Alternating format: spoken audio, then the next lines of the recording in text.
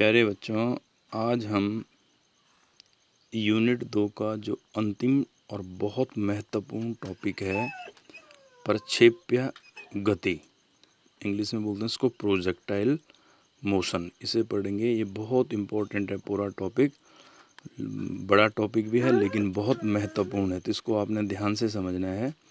प्रक्षेप्य गति, projectile motion.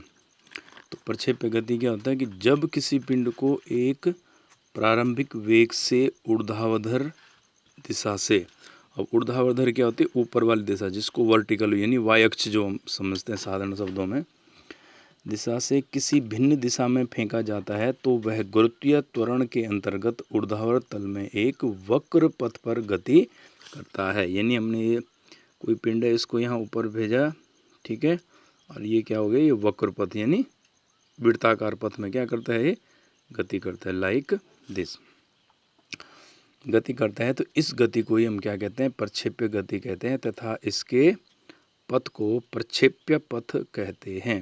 अब इसके उदाहरण से ज़्यादा अच्छा समझ आएगा।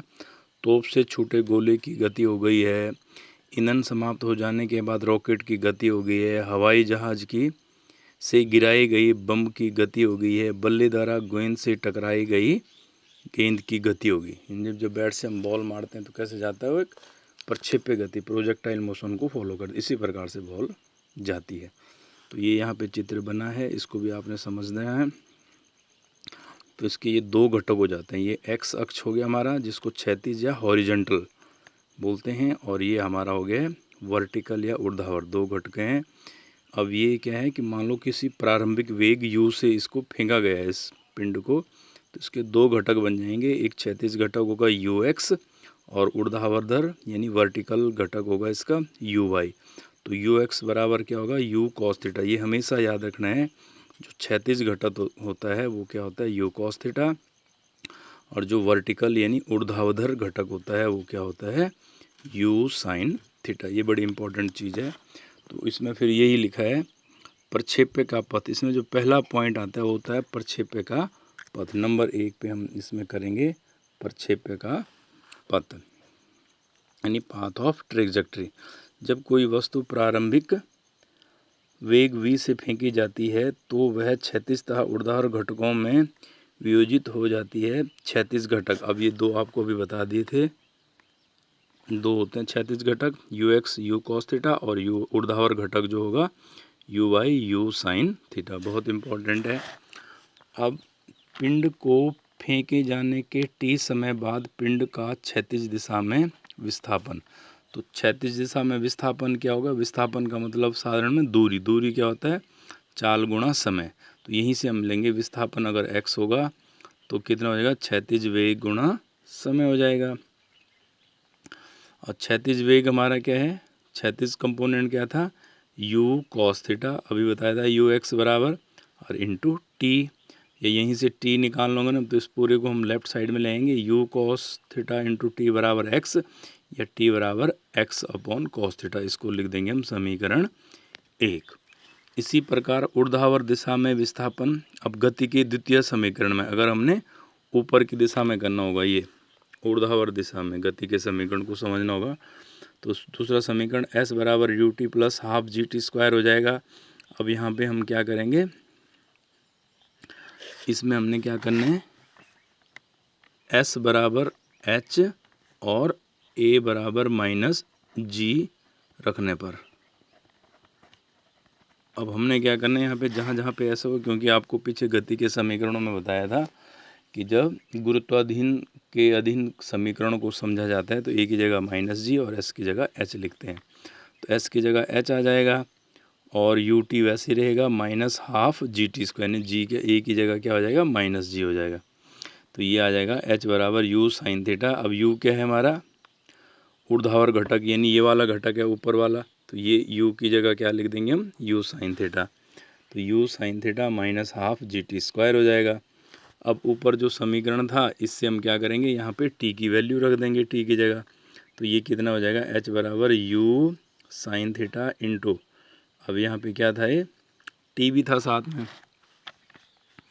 इसने t भी होना था, u sine theta into T और टी की जगह x upon you cos theta हो जाएगा, और इस टी स्क्वायर की जगह क्या आ जाएगा, x upon you cos theta का होल स्क्वायर, क्योंकि टी की जगह क्या रखना है, एक्स अपॉन कॉस थीटा। जहाँ जहाँ पे टी होगा वहाँ पे हम x upon you cos theta रख देंगे।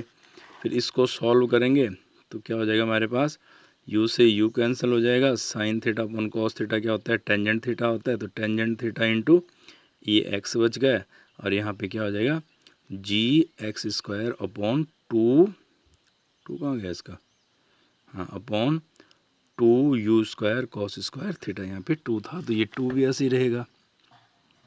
अच्छा इसने ये 2 यहाँ पे कर रखा है, यहाँ नहीं करना है, ऐसे लिखना 2 u square cos square theta हो जाएगा। तो ये कितना हो जाएगा, एच बराबर tangent theta into x minus half g x square into u square cos square theta. ये कॉस स्क्वायर होगा, या इसी को ज़्यादा और अच्छा हम लिख सकते हैं, क्या लिख सकते हैं इसको, tangent theta into x minus 1/2 g x square upon u square cos square theta, ये बन जाएगा।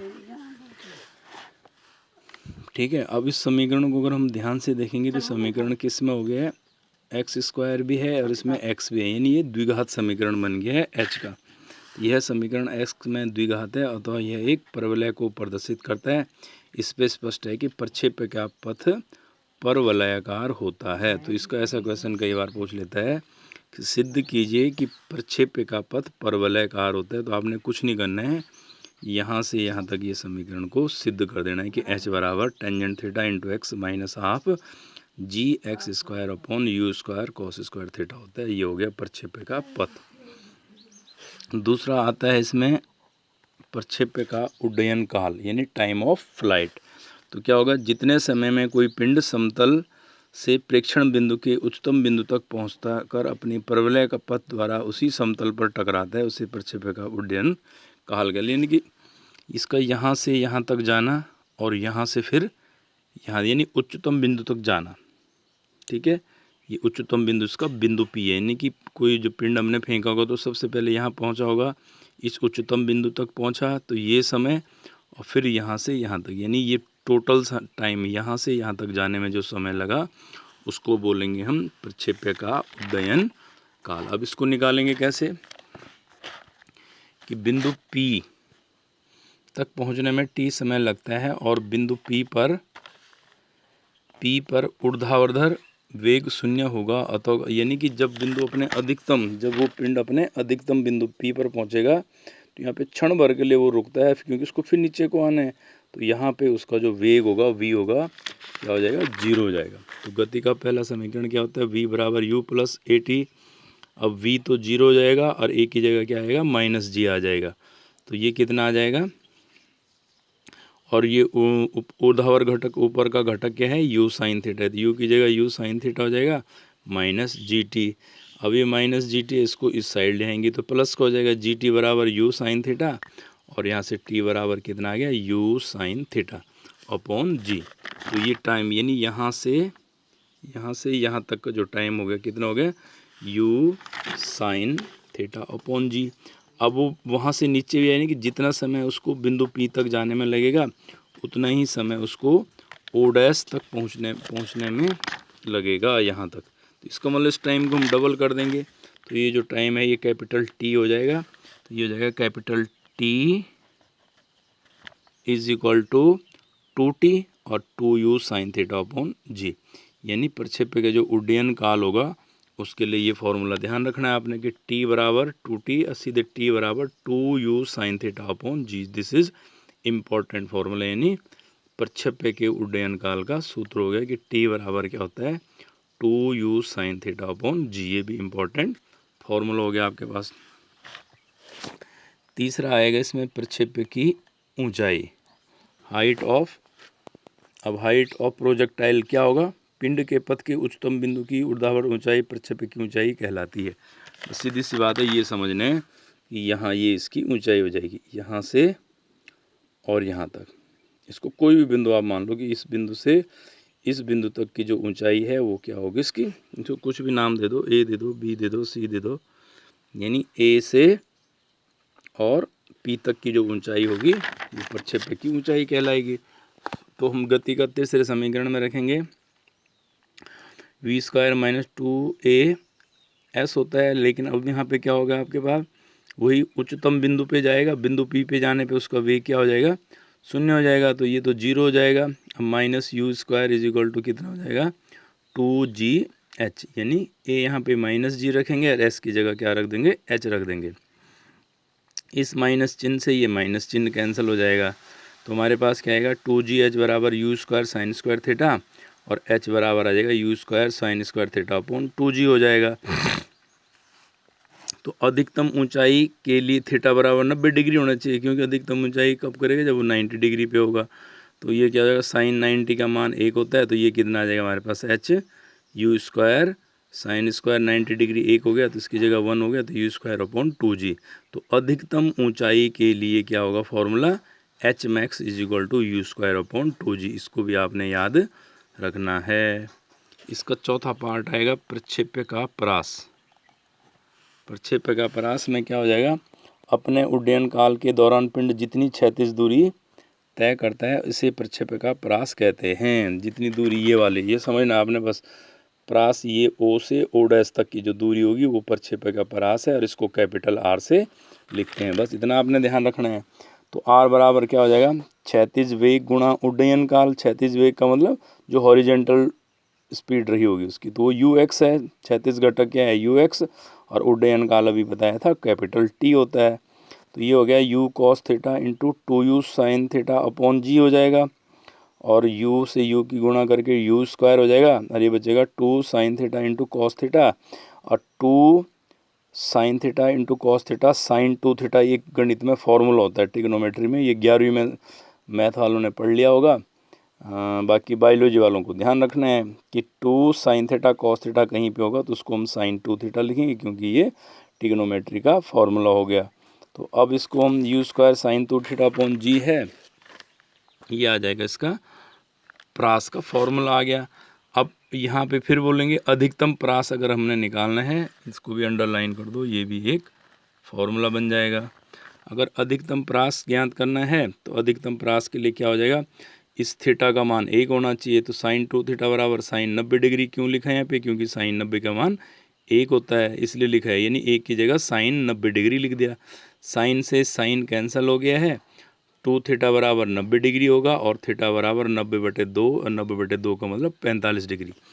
यानी किसी पिंड का अधिकतम परास प्राप्त करने के लिए पिंड को 45 डिग्री पर प्रेक्षित किया जाना चाहिए। ये बहुत बार इम्पोर्टेंट क्वेश्चन है कि कोई पिंड अगर अधिकतम दूरी तय करे तो कितने कोण पर उसको फेंकना चाहिए हमें, तो कितने कोण पे फेंकना चाहिए, 45 डिग्री पर। इस दिशा में आर मैक्स बराबर क्या हो जाएगा, u² अपॉन g। तो ये 4-5 फॉर्मूला आ गए कि क्षैतिज परास का, उड्डयन काल का, अधिकतम ऊंचाई का, और प्रक्षेप्य का पथ परवलयाकार, ये सारे बहुत इंपॉर्टेंट है, ये आपको आने चाहिए। इसके बाद भैया इसमें कुछ आंकिक क्वेश्चन है, इसके यहाँ पे टॉपिक ख़त्म होता है। इन आंकिक क्वेश्चनों को आप पढ़ के करेंगे तो कोई इसमें दिक्कत नहीं, बिल्कुल साफ़ सुथरे इस बच्चे ने कर रखे हैं, यहाँ पे कोई दिक्कत आपको नहीं आएगी। इसको आप आराम से कर सकते हैं। इन बाकियों को आप नोट कर लेना।